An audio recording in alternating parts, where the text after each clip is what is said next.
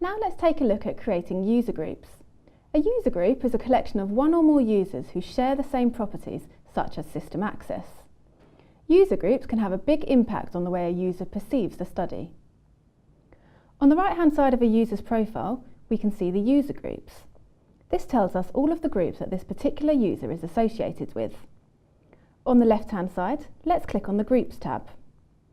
We can see that there are two default groups already set up: All Users and Admin. When a new user is created, their details will automatically be added to the All Users group. And by default, this gives users full access to the system.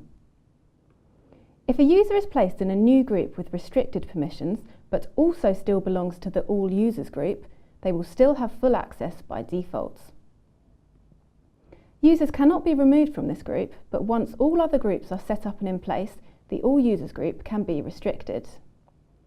Let's say, for example, that we wanted to create a group for users to not have access to Study Admin or User Admin. Let's click on New and give the group a new name: No Admin. By default, you will see that the group has no privileges set, so let's start setting them. I'm going to tick all of the default report properties and select our new user in Group Users.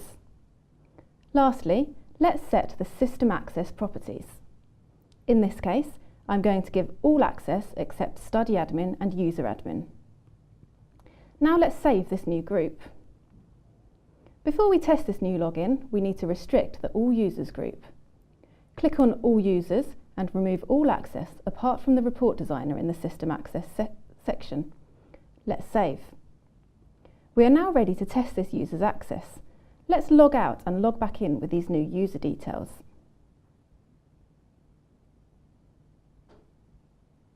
We can now see that this user has limited access with no access to Study Admin or User Admin in the main menu bar. Without knowing the system well, the user will not know that they are missing these sections. In the next section, we will look at how to control report security.